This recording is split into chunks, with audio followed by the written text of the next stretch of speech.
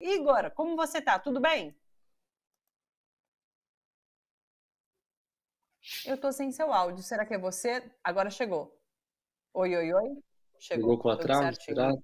Tá ouvindo bem então? Não, foi tudo certinho. Tranquilo que chegou. Igor, a gente discutiu bastante no ano passado sobre esse debate que aconteceria em relação ao plano diretor, né? Enfim, o plano foi aprovado, há críticas de movimentos sociais, e eu queria te ouvir. Primeiro, uma geral, né? Qual a sua avaliação sobre esse plano? Bem, esse plano, na verdade, é um processo de revisão que a gente está vivendo, né? O plano original foi aprovado em 2014, tinha uma previsão para que ele fosse revisto até 2021. A gente, né, como sociedade civil, em 2021, durante a pandemia, a gente não tinha condições de fazer um debate ampliado com a sociedade civil, principalmente de maneira presencial, já que a gente sabe que tem uma desigualdade no acesso à internet muito grande na cidade de São Paulo. Não daria para a gente acreditar que a população conseguiria participar plenamente dessas discussões de maneira virtual. Então, naquele momento, né, houve uma carta, uma mobilização de um conjunto de quase 500 entidades da sociedade civil para que esse processo de revisão fosse adiado. Então, a prefeitura não aceitou naquele momento, mas o Ministério Público entrou com uma ação e esse processo de revisão então foi efetivamente adiado e foi iniciado, retomado ano passado pelo Executivo Municipal, né? E aí, mais uma vez, a gente teve grandes problemas em relação à participação, porque o Conselho Municipal de Política Urbana, né, foi bastante ignorado em diversos comentários, em diversas contribuições para essa proposta que a prefeitura trouxe. E aí, depois, quando esse processo chegou no legislativo, o processo participativo foi bastante corrido, bastante acelerado, né, para que fosse feito aí em cerca de 2 meses, quase 50 audiências, sendo que na reta final várias audiências públicas foram canceladas. Então a Comissão de Política Urbana acabou, o presidente da Comissão de Política Urbana, o vereador Rubinho Nunes, acabou passando por cima do processo de participação como a sociedade civil esperava. Então, em relação ao processo, eu acho que esse é um resgate importante e que dá origem a grande parte das críticas que a sociedade civil e que a Rede Nossa São Paulo traz.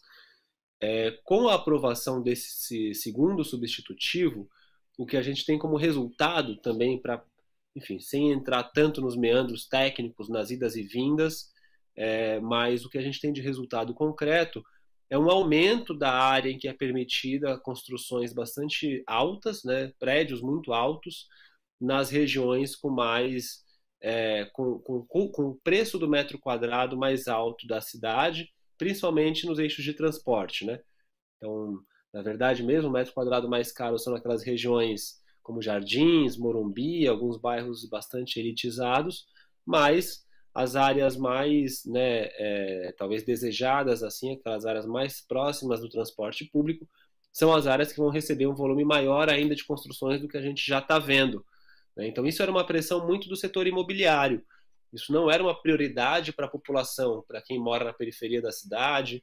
Isso, na verdade, era uma pressão feita pelo sindicato das empresas de construção civil, né? Inclusive, tem aquele áudio do vereador Adilson Amadeu, que fala das contrapartidas, né? Cobrando contrapartidas do Secov, tendo em vista que eles votaram ali um projeto que não tinha apoio popular.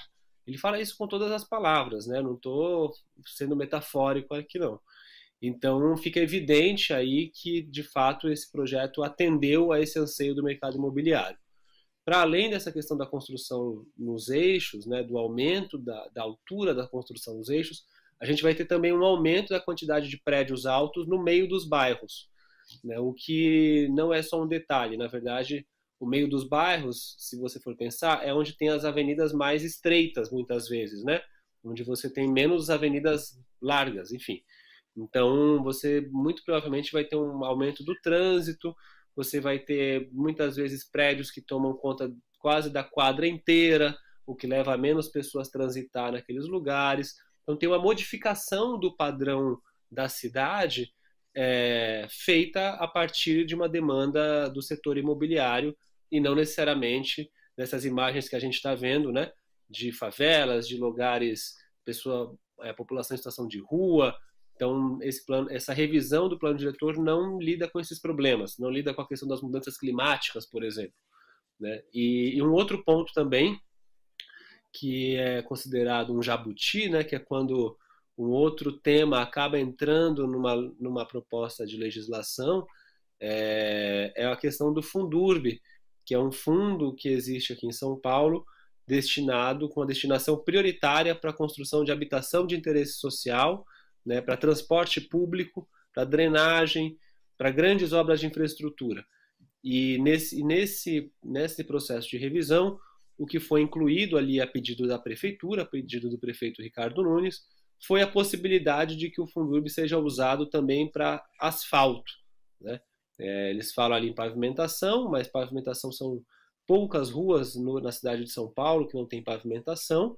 Enquanto isso, na verdade, o que ele quer fazer é recapeamento, já que ele já falou que isso é a grande plataforma política dele, com a qual ele quer se reeleger no ano que vem.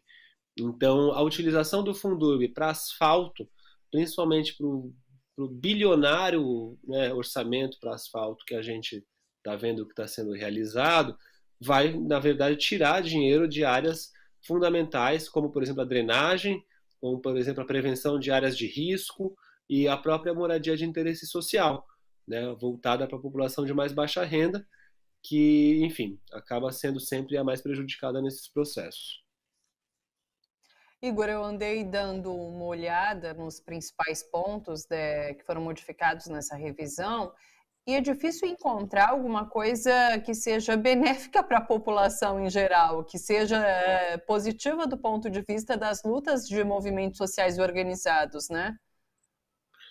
A gente vê que até as respostas, muitas vezes, tanto do presidente da Câmara quanto do prefeito, vão para mostrar, não, a gente também aprovou a criação de parques, a gente tem um programa grande de moradia social, mas nenhum desses dois pontos tinha a ver com o plano diretor. A prefeitura já tinha um programa voltado para a habitação de interesse social, mas que vai ser comprada no mercado. Então, quem vai determinar a localização desses edifícios vai ser o mercado imobiliário. Não necessariamente é um plano liderado efetivamente pela prefeitura. É um plano que, na verdade, injeta dinheiro no mercado. É um plano mais para favorecer também o setor imobiliário do que propriamente para recuperar ou melhorar a condição de vida de quem está nas periferias sem infraestrutura adequada muitas vezes. A mesma coisa os parques. Então, até vi hoje na rede social, acho que foi do presidente da Câmara, de que um parque ali na Zona Sul que tem a previsão de ser inaugurado por conta do processo de revisão. O plano diretor ele já colocava a necessidade da criação de mais de 100 parques em São Paulo. A gente está bastante atrasado na implementação desses parques que já constavam no plano diretor. Então não é a determinação de 1, 2 ou 3 parques que venha nesse processo de revisão que é novidade. Isso não é novidade. Isso já estava previsto no plano original. Então acho que tem aí uma tentativa mesmo de enfim, misturar as coisas para confundir a população, quando na verdade o que a gente tinha de estrutura do plano de 2014 acaba sendo modificado para pior, sim, como você falou. Em outros momentos de discussão do plano diretor, a gente chegou até a ver manifestações ali na frente da Câmara por conta dessas discussões em relação ao plano diretor. Dessa vez isso não aconteceu, né? A gente teve manifestações na semana passada já, quando já estava na votação aí da segunda proposta, né, do segundo substitutivo. Então a gente teve um período de pandemia bastante grande, que realmente impossibilitou as atividades ali mais enfim, presenciais, né, contrárias a esse processo, mas agora, quando começou a tramitar na Câmara, principalmente pela maneira como foi feita, né, esse processo participativo bastante corrido, a população, claro, tentou participar das audiências públicas. Houve audiências públicas na Câmara bastante cheias, com bastante mobilização, teve manifestações na semana passada, mas de fato menor do que em outros momentos, né? Então também, de fato, a ideia da Câmara, ao fazer esse processo de maneira tão assodada, a gente acaba também tendo a percepção de que a ideia era exatamente essa, né? Desmobilizar a população e fazer com que isso fosse aprovado o mais rápido possível.